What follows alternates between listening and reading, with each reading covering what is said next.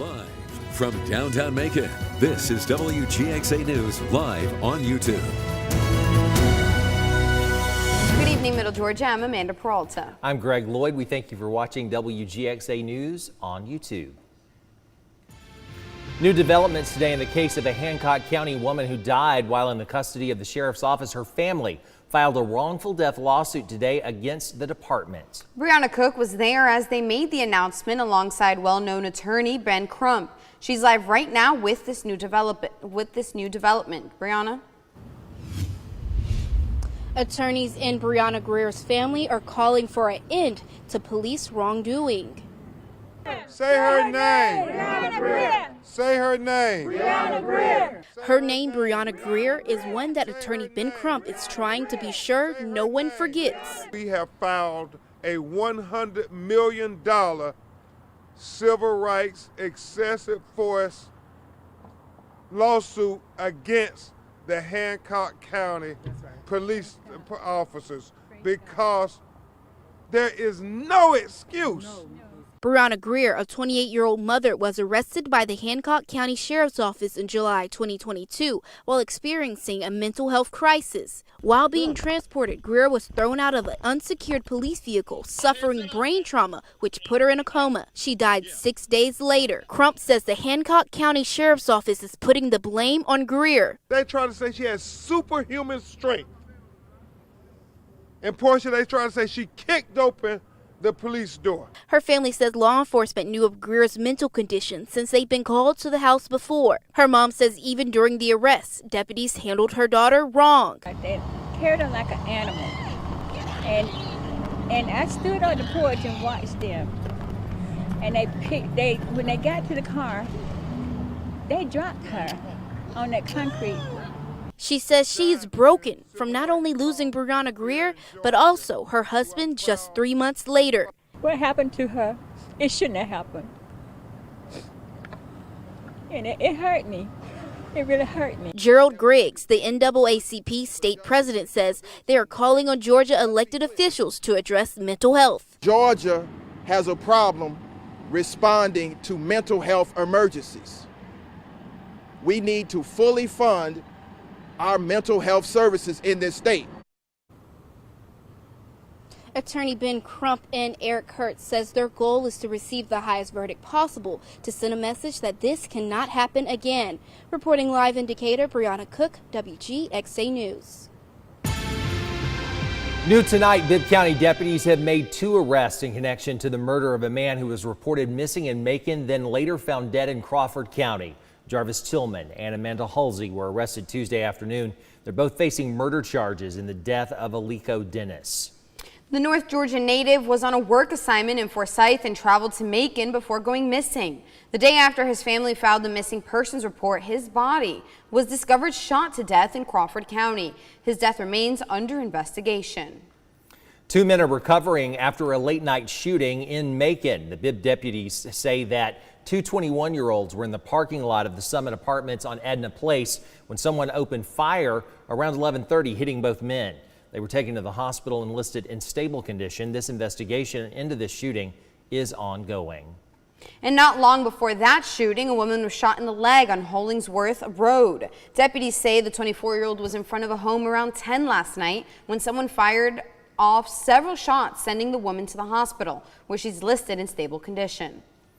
To Dublin now, where the GBI has been called to help investigate a shooting. The GBI says a 17-year-old was shot several times last night on Academy Avenue. The team was able to call 911 to get help. They were rushed to the hospital here in Macon, where they're in critical but stable condition. Tonight, there are no word on any arrests. An inmate at the Crisp County Detention Center was hospitalized after a fight. Crisp deputies say the inmate was burned after another inmate threw scalding water at him. They say there is evidence that an outlet was tampered with to create a heating device. This investigation is still active and charges are pending. A man is looking at serious time after robbing a bank in Sparta, according to police. The police and GBI say they caught Marcel Mitchell after he robbed the bank of Hancock at Knife Point. No one was hurt and the stolen money was recovered. Mitchell faces charges of armed robbery and aggravated assault. Now it's a problem all across the world, scamming. It really is, Amanda. We're seeing it all the time. And today, one Houston County woman says scammers got her and hundreds of her dollars at the same time. Here's Carlos Stevens with her story. Scammers, they disguise themselves so well. One Perry woman says she never saw it coming after she was scammed out of hundreds of dollars. Roshika Napier says it all started with an order from Amazon that she had issues with. That's when she hopped online looking for Amazon's customer service. But instead, she was connected with a scammer disguising themselves as a customer service representative for Amazon. Napier admits things were a little questionable during her conversation with them because they asked her to download an app. It ended up being an app that allowed the scammer to hack into her phone. That's when things took a turn for the worse. I was mad, very upset because I had other stuff to do. So it's like when I went back to my account, it's like, wow, they really just took my money and I really need my money back. Napier says that's when she texted a scammer looking to get her money back. Unfortunately, that's when things got even worse for her. So they responded back to me and I was like, whoever you are, you're going to go to jail because you just took my money.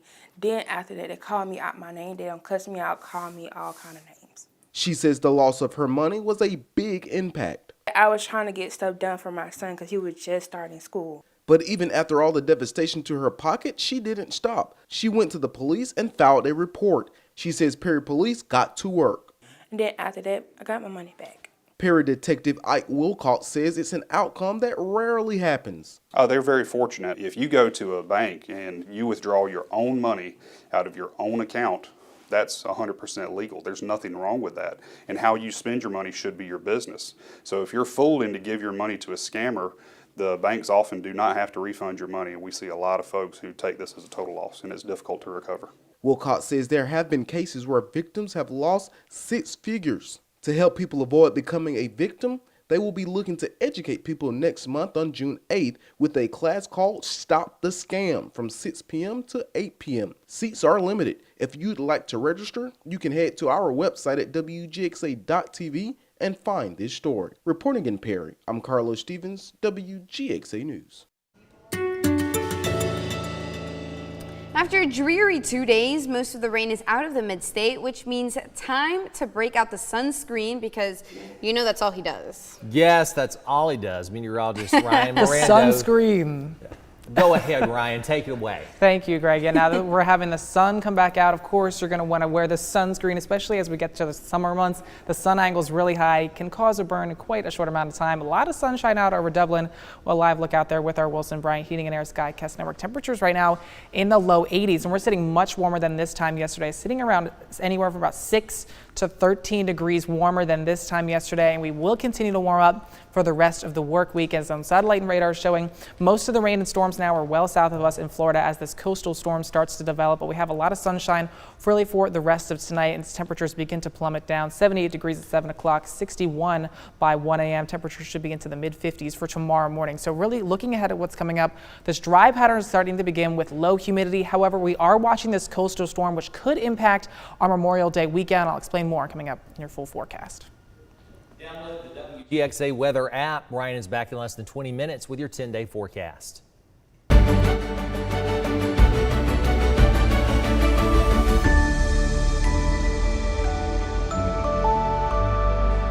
3 Bibb County School District seniors are being recognized as Gates Scholars ahead of graduation. The scholarship, that's funded by the Bill and Melinda Gates Foundation, provides outstanding minority students from low-income households with last dollar funding to pay for essential items like room, board, and books. The scholarship covers any outstanding fees that financial aid doesn't cover. Now in this week's Making the Grade, WGXA sat down with 2 of those recipients and discussed their plans and the impact they hope to have. Southwest High School's valedictorian Tatiana Traori is one of the seniors that's a Gates Scholar recipient. And after graduation, she plans to attend Howard University. She will be majoring in political science with the hopes of one day going to law school. She has big dreams and would like to make a big impact on the world. My end goal is actually to become a senator. During her time in high school, Traori was involved in multiple extracurricular activities, including cheerleading. Distributive Education Clubs of America, and Skills USA. She beamed with excitement as she described what she hopes her future will look like as she prepares to turn the tassel. Just excited about being around like-minded people and people who have goals just like me, and just surrounding myself with bosses because that's what I want to be, a boss. There are about 750 students across the United States that were awarded the Gates Scholarship. According to the GatesScholarship.org, the ideal candidate is in the top 10% of their class, can demonstrate leadership ability, and has exceptional personal success skills. Westside High School's valedictorian, Nia Kendrick, is elated to be a recipient and intends to attend the Georgia Institute of Technology in the fall. She will be majoring in neuroscience with a concentration in psychology. She aspires to be a clinical psychologist and would like to have her own practice, but would like to do missionary work first. I hope to meet different people from around the world and different their situations, because it's always something different with different people and different cultures, and I just want to be more exposed to those type of things. During her time at Westside, Kendrick was also involved in multiple extracurricular activities, like Future Business Leaders of America, Robotics, and Technology Student Association. She already knows what she wants her legacy to be as she turns the page onto her next chapter. Definitely expanding people's awareness of how important mental health is, and also I want to be an inspiration to others. Now, the third Gates Scholar was Howard High's Nia Clifton. She will be attending Savannah College of the Arts and Design in the fall to major in film and television. Congrats to all of the recipients from all of us here at WGXA. If you think you may qualify for the Gates Scholarship, head on over to our website, WGXA.tv, to take a look at the requirements. Across the state, WGXA has reported the alarms are blaring with symptoms of a larger problem within ambulance services, like long wait times and staffing shortages. It's a problem WGXA has been at the forefront in covering since last year, but today marks a new day in which a pipeline solution could emerge. For 5 months, 10 EMT students have been getting hands-on training and becoming one step closer to being certified emergency personnel through Atrium's Health Navicent's first EMS externship program. Serving as a pipeline for anyone willing to learn and get paid to join the career, students shadowed crews on emergency calls. Student Joshua Humphrey says he felt the program was flexible with his busy schedule. I stuck it out because this is a dream for me. This is a dream job. And this program, the way it was designed, has allowed me to take the stresses of worrying about finances off, worrying about security in different areas, because it's all encompassed. We're able to come to work, be on the clock, and still get hands-on training while going through class, while doing our studying. It was a fitting celebration smack dab in National EMS Week that drew in local mid-state vendors to give back by feeding emergency crews. The graduation ceremony will happen Friday night before students take their exams. Once they pass, they will be shoe-ins for securing jobs at the hospital. Robins Air Force Base is honoring those who helped make the base what it is today. Today is the annual Airmen's Memorial Service at the Museum of Aviation. Base officials gathered to honor and pay tribute to the members of Team Robins that have died in active service or retired from the base and have now passed. It's really an honor that the base would recognize the contribution of the years that he's spent working here. And it's also very meaningful to get to see his coworkers who have very much become family to us and be able to spend this time with them as well. Robins began hosting the annual memorial services 46 years ago. Since then, more than 2,200 Team Robins members have been memorialized.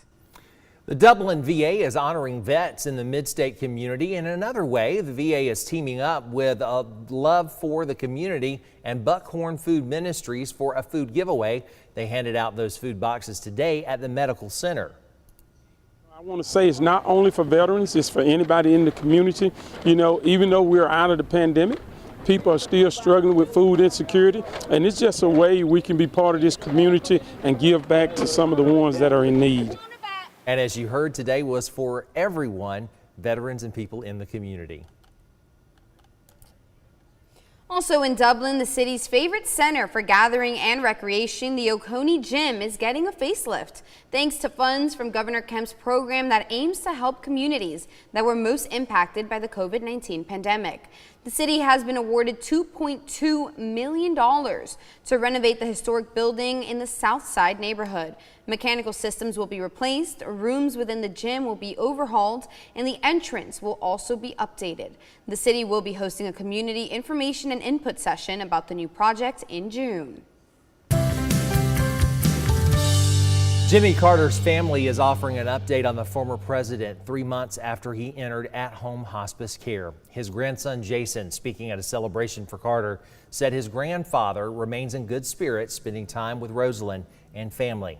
He added Carter is keeping busy, staying updated on what's being said about his legacy and work at the Carter Center. He adds the former president is also enjoying regular servings of peanut butter ice cream, his favorite flavor, and keeping up with his local brand as a peanut farmer.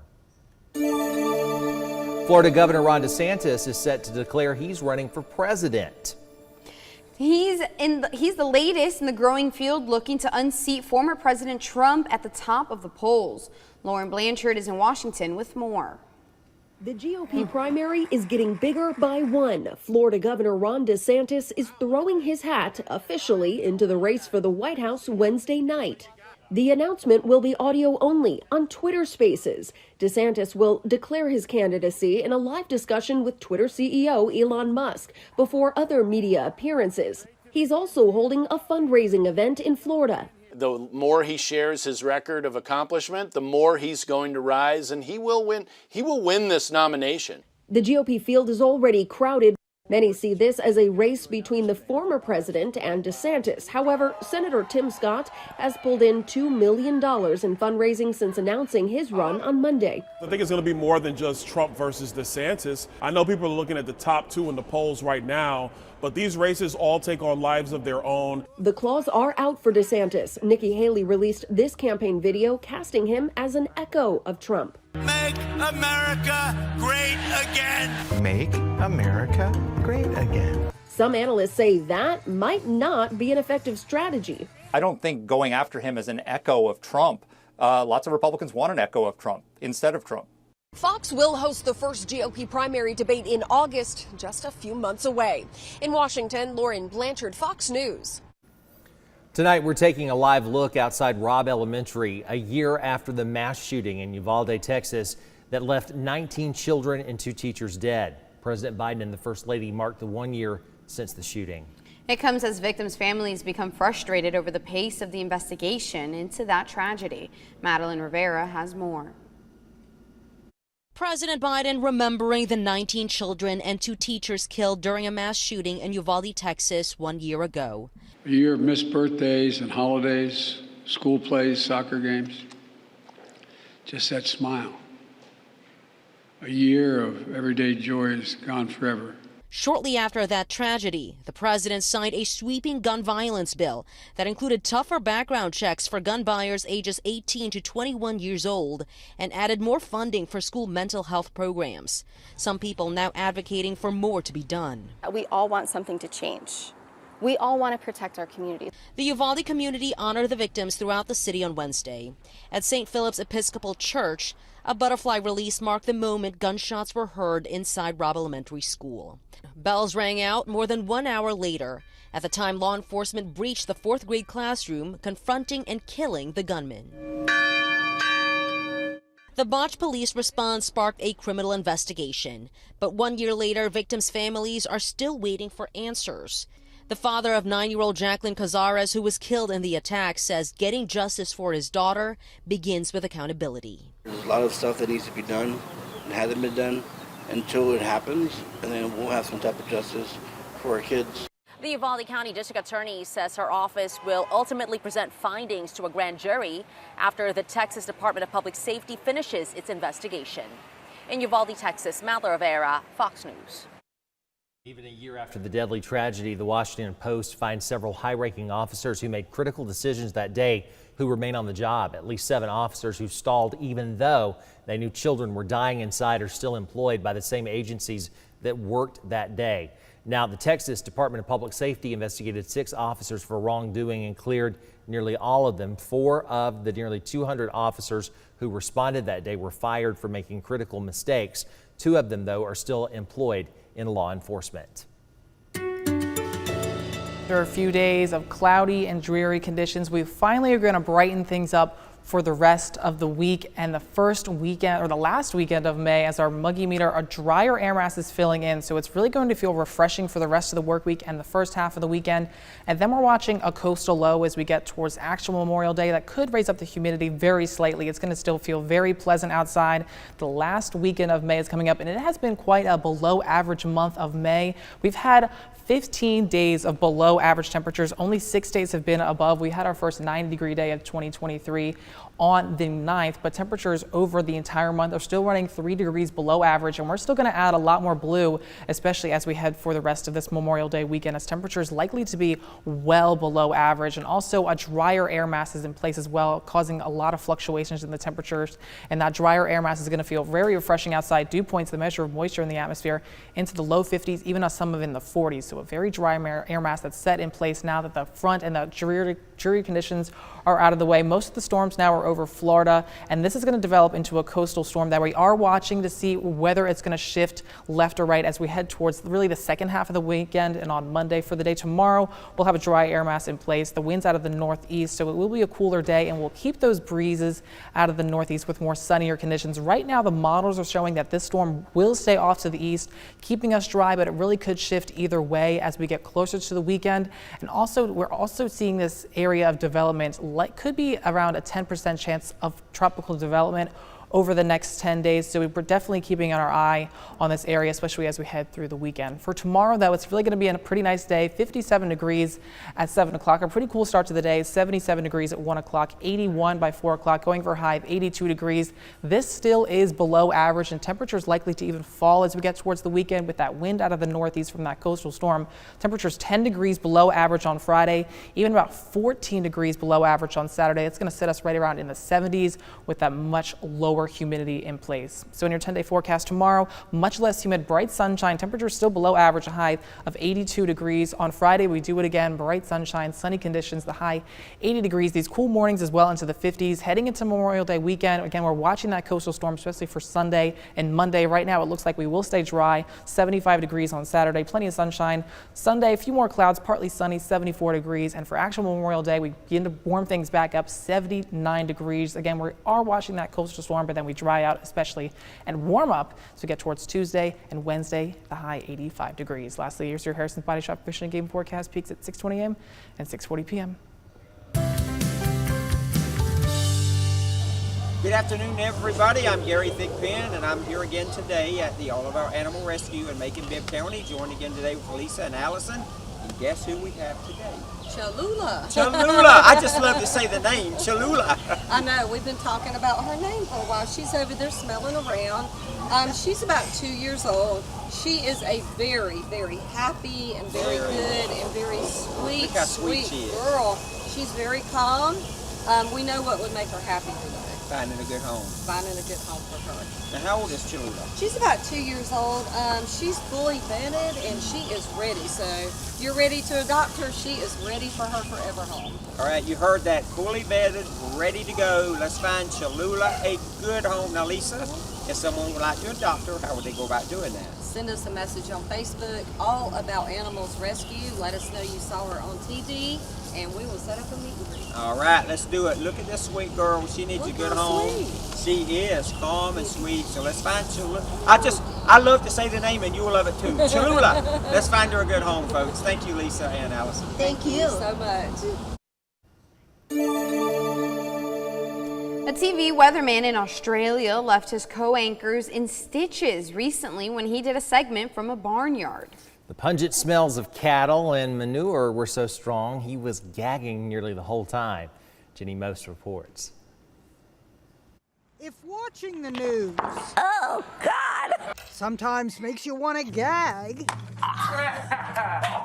imagine what it's like to actually gag while doing the news, or at least the weather. Oh, it's smelly. Yes, the air is very fresh here this morning, Carl. I can confirm. My goodness me. Whew, we've got some cattle that we're hand feeding. Sorry, I got a case of the gags happening here. But The barnyard smells of the cows he mingled with get him in. this one just keeps turning around on me, and I'm not sure how I feel about. That. Tim Davies does weather segments for 9 Network's Today Show in Australia. He often does gags, but this was actual gagging live. I'm really sorry, everybody. Toughen up, Tim. Oh my goodness. I've personally dealt with a lot of livestock over the course of my career, starting with pigs. Like my friend here. But they never triggered a gag reflex. Back in the studio, a co-anchor sang the praises of cow manure and rubbed it in. Just rub it over your skin, Timmy. It's beautiful, that stuff. Tim was no lollygagger. He soldiered on, apologizing to the farmer. I'm sorry. I'm such a city slicker. A city slicker gagging until the cows come home. Ginimos. CNN. I got a case of the gags happening here. New York. Oh no, not. I think it would be Ryan. I think I could do it. I don't know if I'd be out there and I'd be like I'd be like physically like doing that. It was so dramatic, but I was so entertained the whole time. I know, it was actually really funny. I think I could handle myself out there. You don't think you would gag if we put you out there right now? Right now, I'd go do it and I'd be like live from the weather. No. Do you think you could do it, Greg? Yes, I grew up around cows. No big deal at all. That's it for the news at 5:30. We invite you to join us at 6 on ABC 16. Have a good night.